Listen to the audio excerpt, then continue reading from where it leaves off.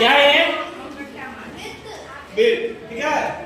अब ध्यान देना है, रुक गया। हाँ ध्यान दो, ये गोलाकार आकृति है ना, ये क्या हो जाएगा? वृत्त हो जाएगा, ठीक है। ध्यान देना है, ये हो गया वृत्त का केंद्र, है ना। ध्यान दो, पहले लिखते हैं, ध्यान दो।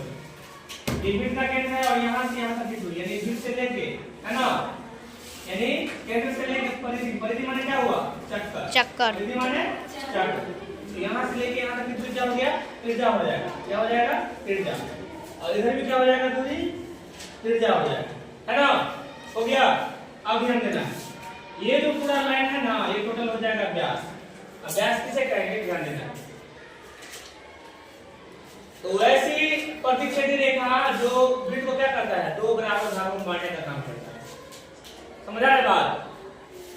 इसको हम प्रतिच्छेदी रेखा बोलते हैं। क्या बोलते हैं? प्रतिच्छेदी रेखा। क्यों? क्यों क्या कर रहा है ये? इसको वृत्तखंड भी बोल सकते हैं। क्या बोल सकते हैं? वृत्तखंड। वृत्तखंड का मतलब क्या हुआ? खंड माने टुकड़ा, और वृत्त मतलब वृत्त का टुकड़ा। अब वृत्तखंड क्या करता है? वृत्त को दो भागों में बांटता है। लेकिन जो सबसे बड़ा, ध्यान देना है, इसको छोड़ो, ये क्या हो गया? और ध्यान देना है, यहाँ ध्यान दो, ये वृत्त है ना, ये क्या है? ये जो है नीचे वाला जीवा है। जीवा क्या करता है? वृत्त को दो भाग में बांटता है ना। यहाँ ध्यान देना है, इसका नाम लिखो ए बी। ए बी लिख दिया ना। ए बी क्या है? ए बी जो है जीवा। ए बी वृत्त का क्या है? जीवा। जीवा क्या है? जीवा है, जो क्या करता है? जो वृत्त को क्या करता है? दो भागों में बांटने का काम करता है। दो भागों में या बांटता है। समझ आ रहा है ना? बांटता है। अब ध्यान दो, जो वृत्त का सबसे बड़ा जीवा क्या करेगा? कहां से गुजरेगा? वृत्त का सबसे बड़ा जीवा कहां से गुजरेगा? बताओ। वृत्त से। हाँ, वृत्त का सबसे बड़ा जीवा गुजरेगा कहां से? केंद्र से होके, है ना। और वृत्त का जो सबसे बड़ा जीवा होगा वो वृत्त क्या हो जाएगा? व्यास। व्यास क्या हो जाएगा? व्यास। तो ध्यान रखना है, वृत्त का सबसे, ध्यान दो, हम लिख रहे हैं तो बड़ा जीवा, है ना, बड़ा जीवा जो वृत्त को क्या करता है? वृत्त को दो बराबर भागों में, बराबर भागों में क्या करता है? बांटता है ना। जो क्या है? वृत्त का व्यास है। वृत्त का क्या है? व्यास है। अब ध्यान देना है, अब ध्यान दो, ये केंद्र है, ये भी त्रिज्या और ये भी त्रिज्या। त्रिज्या किससे लिखते हैं? आर से। तो त्रिज्या किससे लिखते हैं? आर से। अब ध्यान देना है, दोनों क्या कर रहा है? मालूम है ना, ये व्यास का निर्माण कर रहा है। तो डी बराबर क्या हो जाएगा फॉर्मूला? डी बराबर क्या? 2r। क्यों होगा 2r? क्योंकि एक आर और एक आर, कितना? 2r। है ना। ध्यान रखना, अगर हम वृत्त की परिधि की बात करें, वृत्त की परिधि की बात करें तो क्या हो जाएगा? 2 पाई r। और अगर वृत्त का क्षेत्रफल का बात करेंगे तो क्या हो जाएगा? पाई r स्क्वायर। ठीक है ना। इसमें इतना जानना जरूरी था। तो क्या क्या जान लिए? वृत्त का त्रिज्या जान लिए, वृत्त का व्यास जान लिए, वृत्त का परिधि जान लिए और वृत्त का क्षेत्रफल जान लिए, ठीक है ना। तो लिखो फटाफट। रेडियस है ना। क्या है? रेडियस। इसका पहला अक्षर r है, इसलिए इसको क्या मानते हैं? त्रिज्या को त्रिज्या r। और डायमीटर होता है, इसका पहला अक्षर क्या है? d। इसलिए इसको क्या मान लेते हैं शॉर्टकट में? व्यास, ठीक है। अब एक बात और जान लेना है, ध्यान दो, d बराबर होता है 2r। क्या होता है? d बराबर 2r। तो है ना। तो ध्यान देना है, वृत्त का जो व्यास होता है, व्यास क्या होता है? व्यास जो होता है त्रिज्या का दुगुना। त्रिज्या का दुगुना होता है, दोगुना होता है, ठीक है। अब ध्यान देना, जब d बराबर 2r होगा तो r बराबर क्या हो जाएगा? d/2 नहीं होगा? हाँ। यहाँ बात क्या पता चल रहा है? तो त्रिज्या जो होता है व्यास का आधा होता है, ये भी लिख लेना है। त्रिज्या व्यास का आधा होगा। चौक है व्यास का, ये भी जानना जरूरी है। चलो ठीक है, चल है इसको इंग्लिश में कौन बोलते हैं, ठीक है। ये क्या फिगर है, शंकु का। ये केंद्र हो गया, ये क्या हो जाएगा, त्रिज्या। क्या हो जाएगा, त्रिज्या। अभी क्या होगा इसका, ऊंचाई, ठीक है। तो ध्यान देना है, हम नाम लिखते हैं ए बी सी और ओ, ठीक है ना। अब ध्यान देना है ओसी यहाँ पे क्या हो रहा है, त्रिज्या।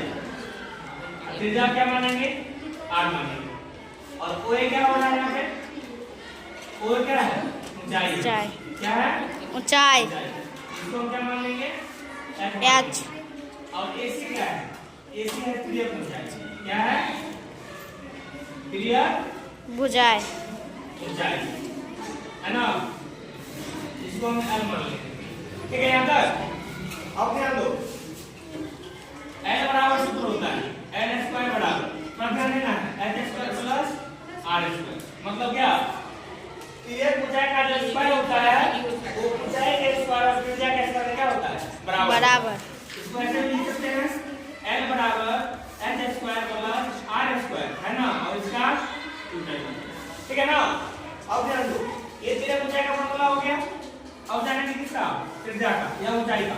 तो ऊंचाई का जानना चाहिए, ऊंचाई में क्या होगा, L square minus R square, यानी एच बराबर L square minus R square का रूट अंडर, ठीक है ना। अब जानेंगे आर स्क्वायर बराबर क्या होता है, थीटा बराबर ध्यान दो एल स्क्वायर और माइनस एच स्क्वायर। इसको ध्यान देना है, इसको भी ध्यान देना है, ठीक है ना।